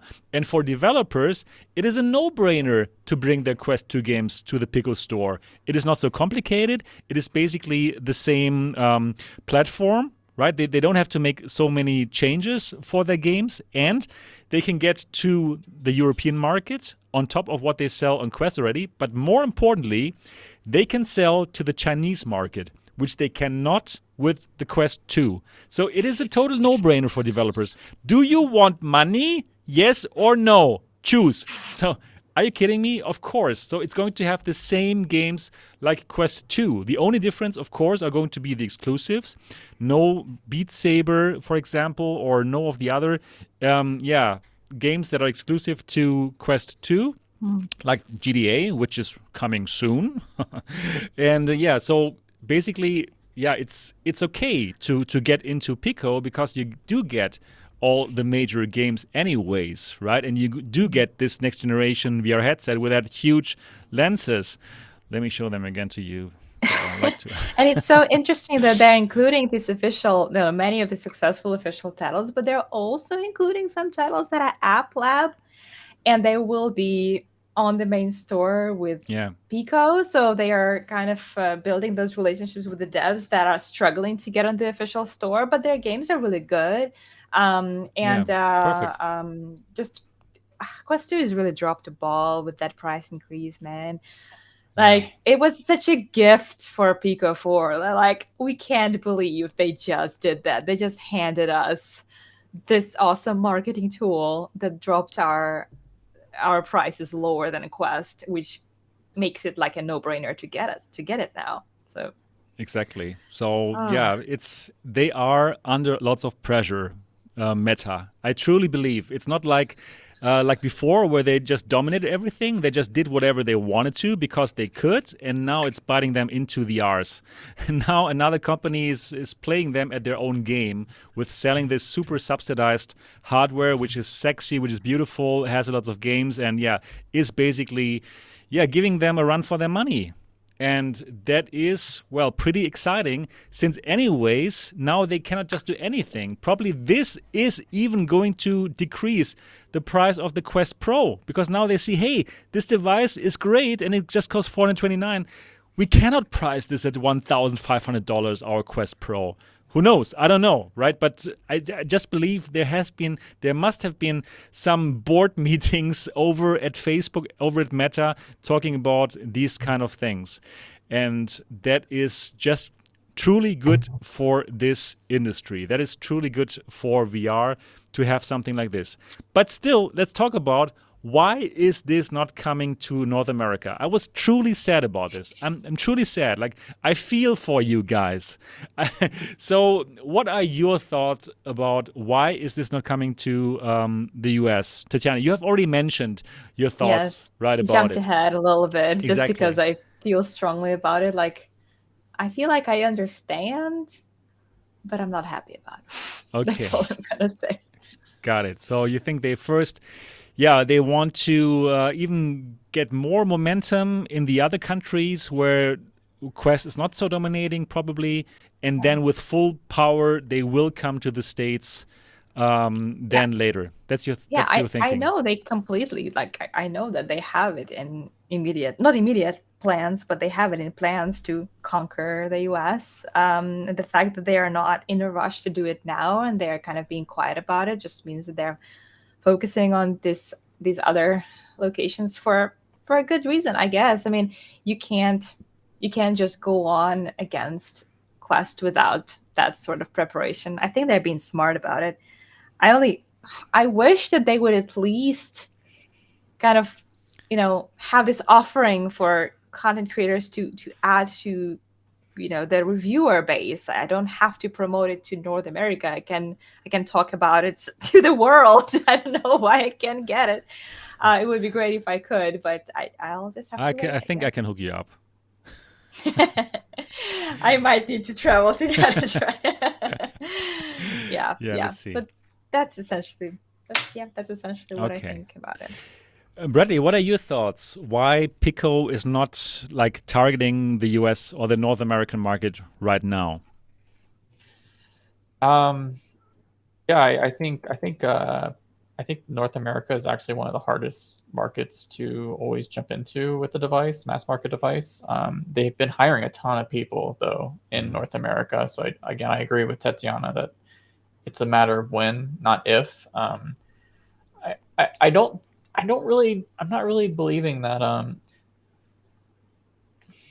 people are curious if it's not here because of the politic reason, but and that might be true because I know Zuckerberg has lobbied against TikTok being here, for example, and that is a whole process in itself. But I do think they are working to that goal. I don't think that they're worried they're going to get banned, because if that's true, then why is TikTok still allowed in USA? Why are they hiring so many people, Pico people in USA? It's just there's also a ramp up in terms of production as well that needs to happen with this device. They are selling in a lot of countries day one, which is impressive, but there's still a process of ramping up the supply chain to make sure it can support the US market, which is just as big as the EU market, for example.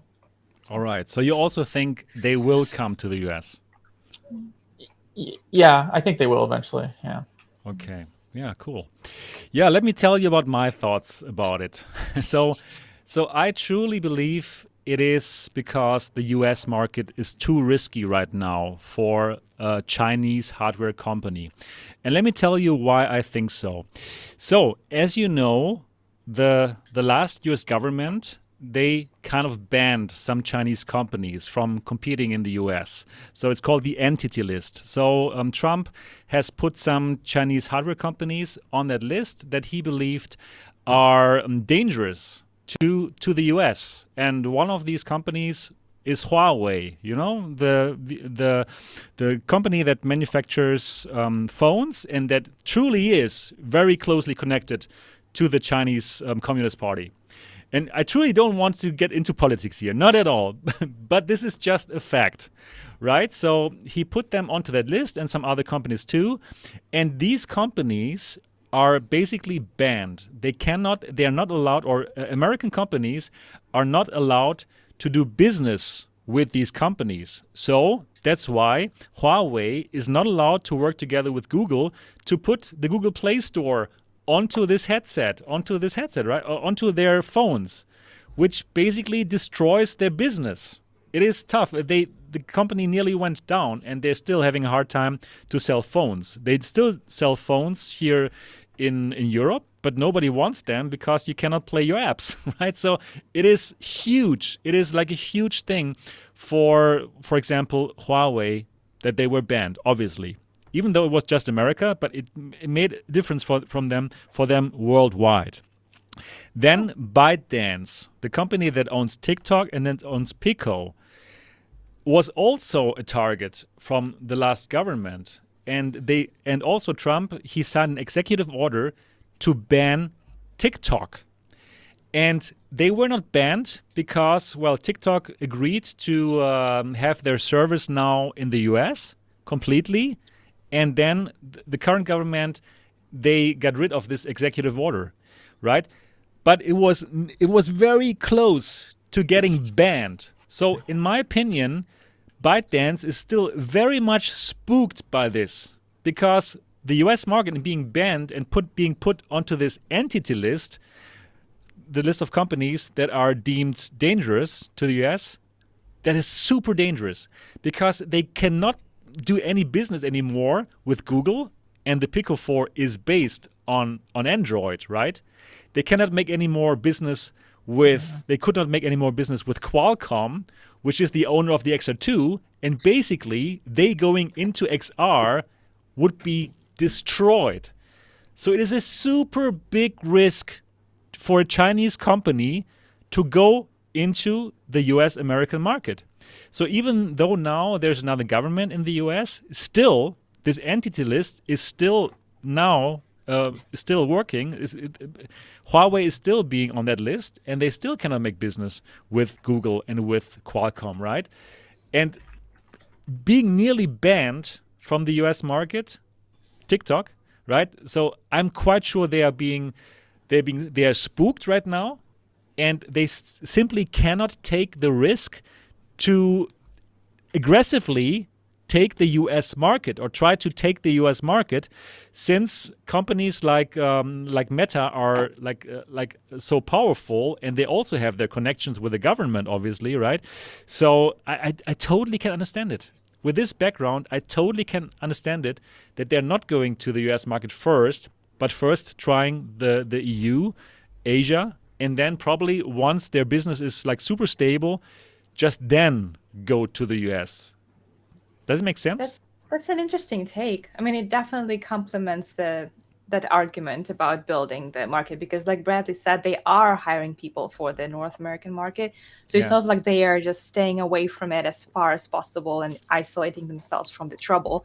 They are making steps towards, making it happen in the future.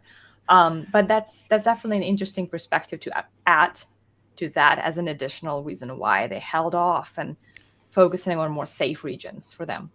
Yeah, right. And then think about it, like the US has banned Huawei, right, for being afraid of being spied on. But this device has 5 cameras. It is connected to the interwebs, So True. Probably they might end on that list.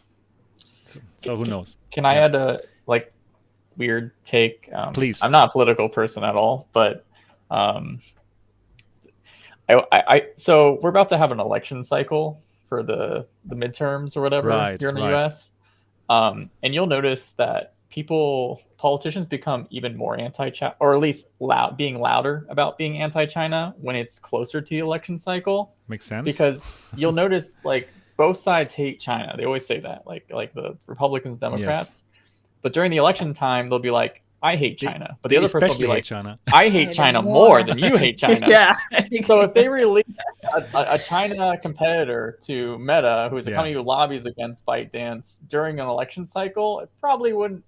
It would probably become an actual debate topic. I'm not even kidding. Absolutely. So they're probably going to wait for this election cycle to end before they start doing it.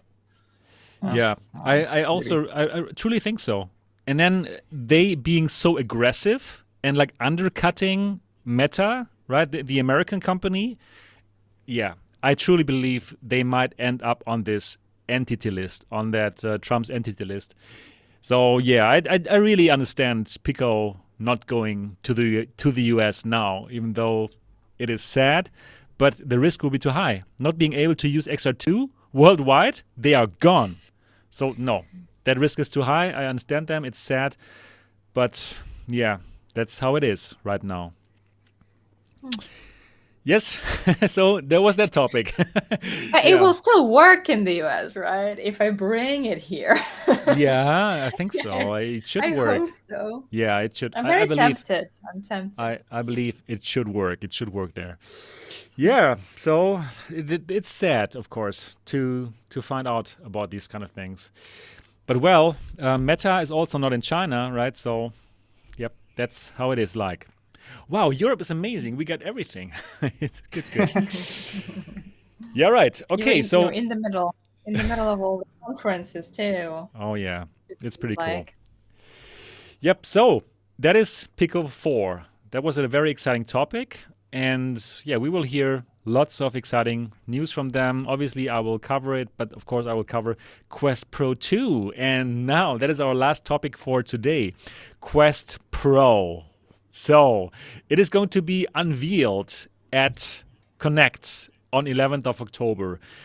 I'm very much looking forward to it because I truly believe that this is probably the device that that VR enthusiasts are waiting for. So I totally forgot to talk about it. Like, okay, Pico 4 does not have DisplayPort, right? So it is not really meant for us VR enthusiasts that want to enjoy like the highest resolutions that are sent to it by the newest 4090, right? So it's not for that. The Pico 4 is truly for these first-time VR people who simply want to have a VR headset and they don't have a gaming PC, right? I totally forget to talk about it. And there's been lots of like uproar from people who are like, why does this not have a DisplayPort? And I do understand them since I'm also like a VR enthusiast, right? But for the Quest Pro, I truly believe that this could be the VR headset that us VR enthusiasts want because it will have those controllers which have force feedback according to Bradley's leaks, and it will have the perfect 3D color pass through, and you will even be able to do those cool AR mixed reality things. So I'm excited about the device, but I don't know yet. Are they going to market this to players, to gamers, like the VR enthusiasts, the prosumers? Because it's the Quest Pro. It's still a Quest, right? Which would make it feel like it is still for us gamers. Or is it really this high-priced device that they are selling to businesses to do the mixed reality stuff and the occasional prosumer who doesn't care about the high price? So, Tetiana, what are your thoughts about that? I'm afraid to know the answer to this question. Oh no! Because I want to see this improved quality for gamers, but just based on the fact how hard they were pushing the mixed reality experiences in there and not so much, the games that would come with it, makes me think that they're still very much invested in pushing Quest 2 as their major gaming console, even though it's not going to have all those nice things like color pass-through and eye tracking. I don't know the facts. I don't actually know anything. They keep us in the dark, and they probably will until the last moment. And even then, I wouldn't be able to tell you anything. But it does look like they're pushing these AR and mixed reality experiences for productivity and what's this enterprise kind of focus. And I just haven't seen yet much of evidence to show that they're going to be using it to push for gaming industry. I hope that Bear's doing that because he agrees with me or because he knows something that I don't. No, I'm agreeing with you. With me? Oh, okay, good. Because I was looking at you, I'm like, Sorry, no, yeah, sorry. Yeah, so it's a little disappointing to me, but I still remember that Connect event where Zuckerberg said that it's not meant to substitute Quest 2, it's meant to complement it, and that pretty much said everything I still believe in, that it's going to be a headset that's going to fill the gaps in the functionality that Quest currently has, the biggest one being, the pass-through eye tracking, face tracking, all of that. But the fact that they did this ridiculous price increase shows how much faith they have and how many plans they have for Quest 2 still. To kind of boldly just show, oh, we decide that it's worth so much more now than it did 2 years ago. I'm still excited to see it. I still know, I still think that the gaming experience will be improved with Quest Pro. I just think that for gamers, it might not be, for hardcore gamers, it might not be the ideal headset if gaming is all they're looking for. Okay, got it. Oh, that would be so sad. No, I'm kind of like, I'm disappointed if it's not the next thing in wireless gaming for the Quest ecosystem. Anyways, Bradley, what are your thoughts? You have leaked the good stuff that we live by every day, waiting for the Quest Pro reveal. What are your thoughts? Is this some kind of just the prosumer device, which is still somehow addressing gamers' needs? Or is it truly only that enterprise headset, which is expensive for gamers, but not expensive for enterprises? It's an expensive prosumer device, is I think how they're going to put it.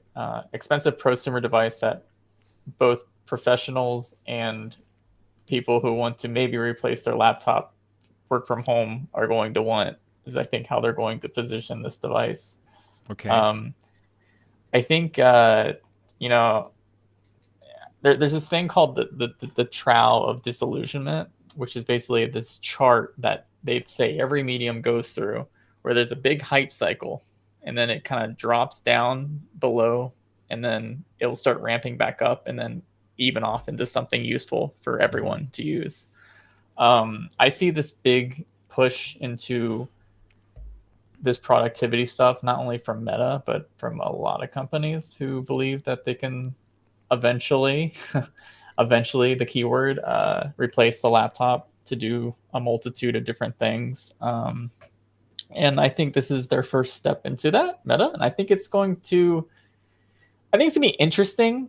I think it's going to confuse the heck out of people who've been watching VR for maybe 6 years. I think not confuse, I think disappoint, truly. Like super disappoint. If it's really like this, if they're really like pitching it more for that enterprise stuff, and but it costs $1,200, I believe they're going to be disappointed. And people are so I was talking to the supply chain, the same people who have leaked many great things to me, like Pico 4 and stuff, and the bill of materials for the entire kit is almost $800, which compared to the Pico 4, that's around $260 for the full kit.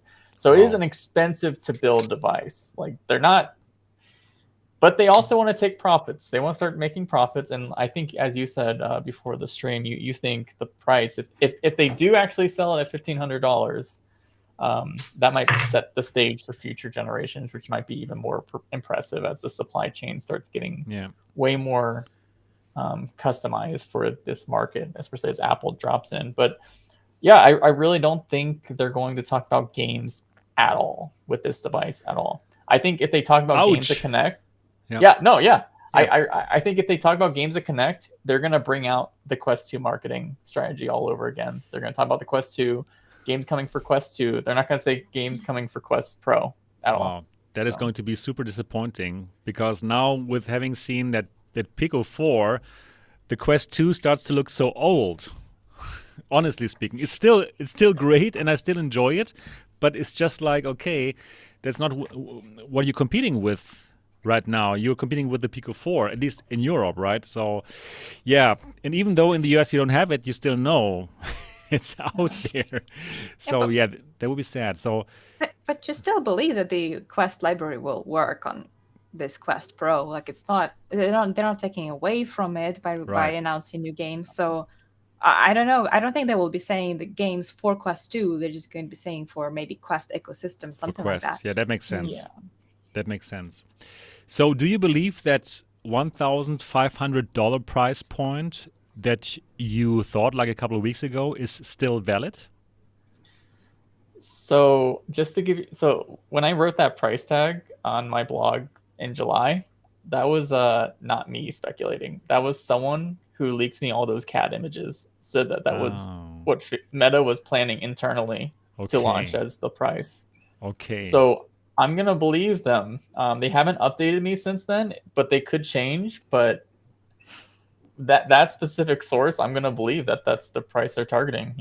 So Wow. Hmm. That would be truly a disappointment. I know, like for the VR enthusiasts on the MRTV Discord servers, German and English, yeah, we still hope. We have the hope right now that because of that Pico announcement, they will price the device close to that bill of material price. So we're hoping like $899, and we would all buy it because we want to have that new controllers, right? We want to have real IPD adjustment and stuff, and the nice lenses. And we want to probably stay in the Quest ecosystem because we bought all our games there, and we want to see them in that glory of the new lenses and stuff. But for 1,500, I believe no, they're not going to But go for it. but hold on, but we don't know the price for Pico 4 Enterprise model yet. I don't believe they announced Yeah, it yet. but the enterprise model, we don't care about it because it's not meant for gamers. The enterprise model for the Pico is really only for enterprise. And that is why I believe we saw it at the FCC filing, because they still want to sell this to enterprises in the US, right? So I truly believe that this is something different. Yep, so yeah, $1,500 would be too expensive for us. For us. yeah, I agree. I do think I think again, I really think and we have Pico 4 now. The Quest 2 has really changed our perceptions on pricing, especially for Meta hardware. They kind of did this to themselves a little bit. Because especially with the Quest name, they seem to be naming it Quest Pro. So again, you think of that cheap product line and everything. But I think we should think about what other headsets cost and like the feature sets for them. Like what's maybe the closest? The Pimax Crystal, the specs Right. that they're going to have in that. Still haven't shown it off really much either. But like, I do think it's expensive compared to Quest 2, but I It think for is. where they're targeting, I think it's we're just not used to Meta not subsidizing stuff. Is I think what it Right. comes down Right. to. So that's why I believe, because we are all used to these amazing prices from Meta, now they having to price something like a real pricing where they even want to make profit, it is going to bite them a bit into the ass. Honestly speaking, I do believe there's going to be quite some pushback, quite some unhappy, comments in the industry, or from us enthusiasts, and yeah, it's not going to be too great. I believe they are looking at the big picture, right? They do want to get to that next platform of computing. It's not about gaming. It's about replacing our phones. It's about replacing our laptops. It is what Google wants to go for, what all the companies want to go for, Apple, right? All of them. And in that kind of context, $1,500 is going to be pretty cheap, especially when we find out about the price of the Apple headset. Probably it's going to be 2,400 or what, Yeah, right? So yeah. and that is actually what I believe the Quest Pro competes with the Apple headset. And for that, $1,500 is going to be cheap. So I do believe that they're going to break with us gamers quite a lot here with this device. And this breakup will hurt. But for them, on the long run, it will make sense. The one final thing, you said it perfectly. I totally agree. But the one thing I want to add was there was a leaked memo that Zuckerberg was doing a Q&A with people within Meta. And someone asked him from like, how are we going to compete with Apple's device, basically. And Zuckerberg said that, yes, the Apple headset is going to have more features than Quest Pro, but they're going to undercut the Apple headset with price alone. And we're talking about a $1,500 headset. So that should tell you, like, Yeah. that thing's going to be expensive. If he's That talking about thing- this is going to undercut price-wise with whatever Apple's doing. So Exactly. I think Exactly. you're spot on. Wow, I speculated Apple at like 2,000 plus, but that sounds like it could be more than that. Could be, and people will still buy it, right? They have this. They have this these believers that's simply going to buy because it's going to be amazing. Yeah, Most they probably. buy Apple products religiously. Yeah, That's exactly. like So, religion more than yeah, the product. because they do make amazing hardware. So that is going to be interesting.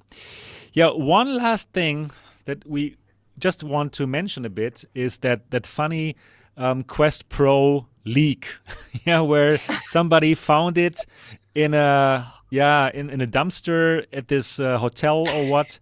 It was just so funny, and the guy even going on to an interview talking about this.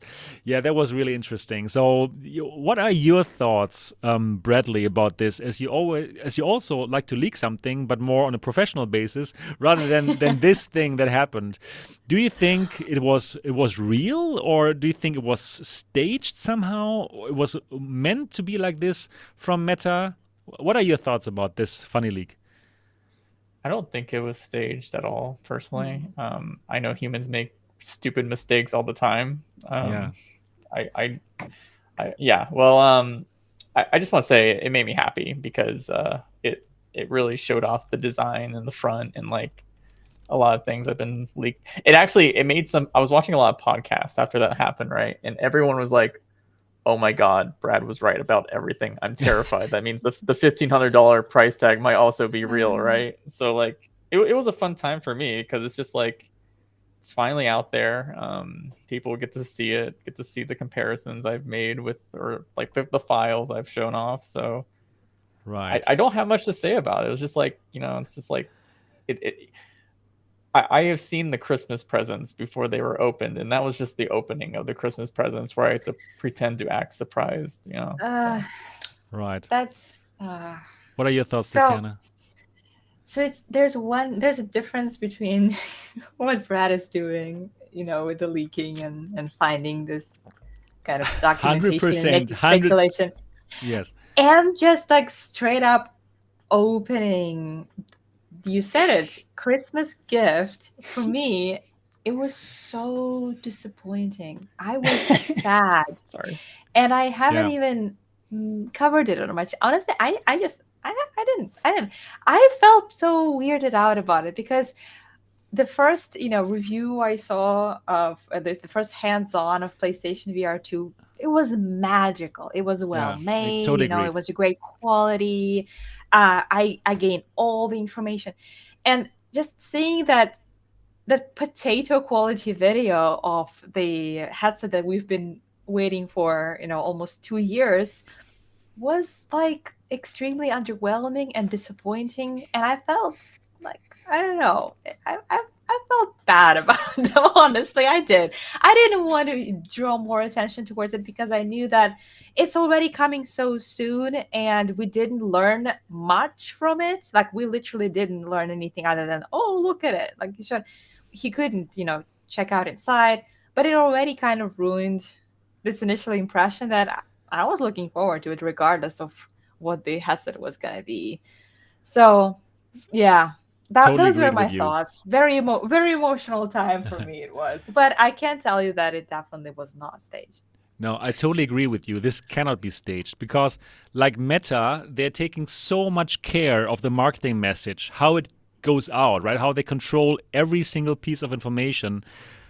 That is simply so. For me, it was more funny to see it. Like, I'm a guy who wants to get my hands on these devices first, but I cannot, right? So for me, it was kind of funny to see that really bad unboxing of the device. So yeah, I also don't think it was staged. It was just like, okay, this engineer who owned that engineering sample, he had a really bad day, probably had an amazing night before, but the next day was not amazing. So yeah, that was super unfortunate, and probably he has lost his job. Like, I totally believe that this is something that normally Meta cannot accept, right? That one of the engineers leaves that super important engineering sample in that black bag in front of the hotel room. It's that situation where you had one job. Yeah, exactly. You have one job. Keep it secret. Do your engineering magic Heating on that or- thing, and that's it. Don't put it into a bag and put it in front of that hotel room.